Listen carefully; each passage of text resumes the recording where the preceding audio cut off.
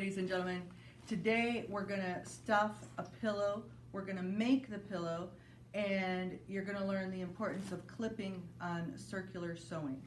So I kind of opened the package upside down, but I'm gonna start at a strange way, but hopefully it all makes sense. So I bought these to fill the pillows up, and when we fill the pillows, it's important to take and break it up. Don't try to put too much in at one time or it gets really lumpy. And we just stuff it in there. Stuffing is falling out of my lap and it's going to fall down on the floor. But as my mom said, it won't get up by itself. So we stuff it in there. But you say, wait, how did you get to that point? Well, let me show you. I'll stuff this in here. Just keep doing this until the pillow gets nice and full and fluffy. One of my students wants to fill these for me. Okay, so, and just shake it down. I do have this handy little device that kind of looks like a chopstick that pushes it down. So how did we get here? Well, first we cut out these circles. And it was really important to keep the fabric on a flat surface and not move the fabric, but me move when I was cutting it. And we pinned. So when my students pin, sometimes they just put the pins in like this and think that this is going to hold it. Well, it doesn't really, because see how it makes it stand up? And that'll mess up what you're cutting.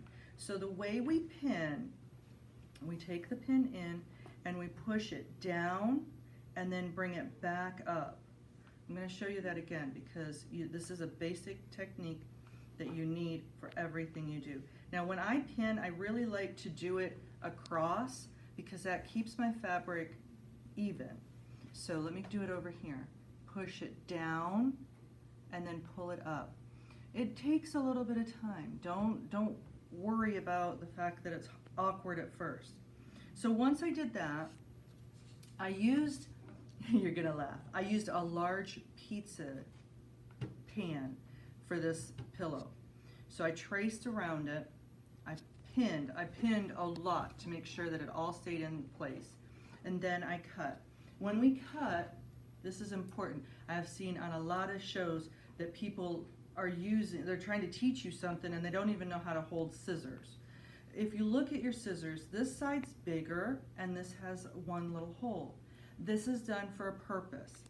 You put your thumb in there and your 3 fingers here. Now they do have left-handed scissors, but I cut right-handed. Then when we cut with the fabric on that side of the scissors. If we cut this way, you actually add almost inches to what you're cutting out. So we need to cut our fabric this direction. So if we're actually cutting something, let's say that I need to cut in between these 2 lines right here. I'm going to keep it right there. And these are not very sharp scissors, but see, I'm not moving the fabric.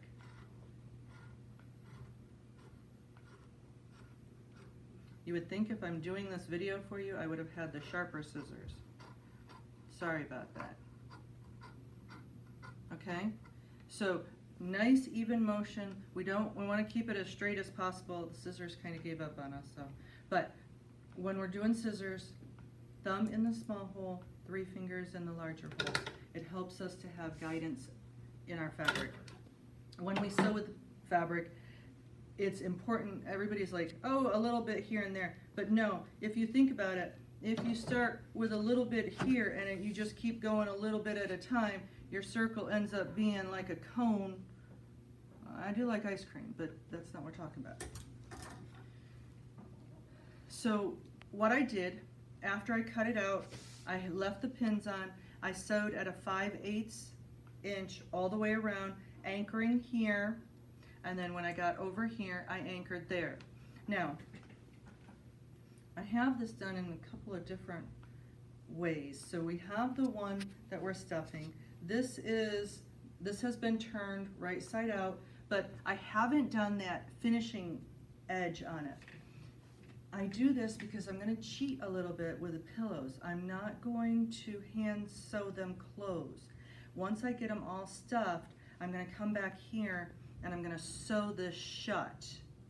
Does that make sense? Okay, so this one is the step before that. But how did we get here? And what was I talking about clipping? Well, when we sew, it's really important to, with a circle, if we turn this the right side out now, what'll happen is it'll bunch up. Basic math. You have to expand the out part of is that your circumference? You have to expand that. So what I'm going to do that is I'm going to cut like that. Now, the first time my teacher had me do this, I was scared. Oh my gosh. What if I cross that line of stitching? Well, you screwed up then. So what you have to do is you have to come back and stitch again. It's not good. So all you're doing is you're trying to make little clips. They're not, you just call them clips. And it is a little scary over here where it's dark. I feel your pain, but you can do this. And so we just go all the way around, and this frees up that circle so that you're able to have that nice smooth edge. We'll go all the way around here. One of the other things that my students have a hard time with is how to rip out stitches. And so I have my little seam ripper here. I'll demonstrate for you. We'll cover several things in this video. Sewing is not scary. A little bit when you first start, but you're the human. It's just fabric. And Hobby Lobby or Michael's is not very far away, or you could go to Walmart even and buy some more fabric. The important thing is that you remember that sewing is for fun and relaxation. It helps to reduce a lot of stress. When I sew, I put my music in my ears, and I don't care what's happening around the house. Nobody bothers me because I'm in my own little sewing zone. Isn't that cool? I just made that up. Okay, so I'm almost done. And then I'll show you how to do that top stitching. I can't close the pillow for you because it's not fully stuffed yet. I guess I could have had Destiny stuffing it while I was doing that. Okay, so I told you I'd show you how to rip out a stitch. Not going to do it on the pillow though. I'm going to do it on our tester over here. So right in here, when you get your seam ripper, get one that is easy to hold. Don't get one of the small ones. So what we're going to do is see the stitches. You can see where your stitches are on either side. And let's say that I need to take out this area right here. So I'm going to come in, I'm going to take the seam ripper and slide it under the stitch.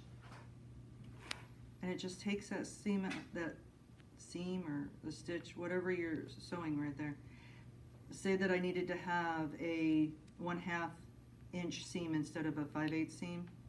Then I could come back here. Sometimes when we sew, we don't watch what we're sewing on, and we'll catch fabric underneath, and we'll need to rip out the stitches so that we can free up that fabric and lay it flat again. Okay, now what happens down here is this ends up being loose, see? Because you've ripped out those stitches. Like we talked in a previous video, the thread from up on top and the thread from the bobbin, they come together to interlock. Different when we're hand sewing where we go up and down. So that's why that happens like that. Okay, let's look at that top stitching, and then you'll be ready to do your own pillows. Please remember that we must anchor when we begin and we end. That is the same as knotting our fabric, or knotting our thread.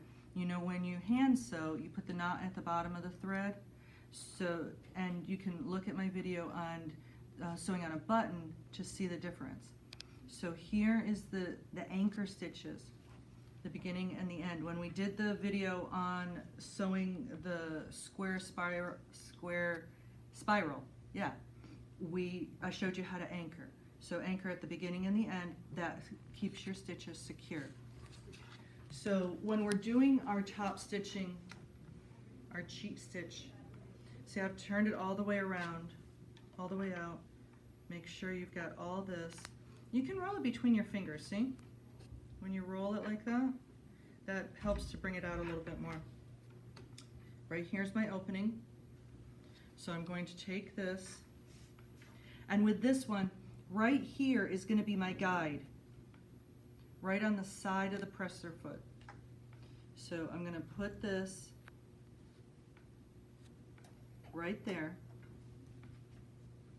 It's not really important to anchor at this, because here we are doing we'll finish it once we stuff it all. This will be where we anchor when we finish stuffing. So I hold my threads so that I don't lose them. The Bernina is a wonderful machine and will help you in many ways where in the past it would have been a lot more challenging for you. So I'm just going to go all the way around. That's the top stitching. That's what gives you that nice professional finished look. If you go to Kirkland's or Beth Body and Beyond? Bath and Beyond. That's the one, yeah. Then your pillows will have that finished around the edge. Okay, happy sewing.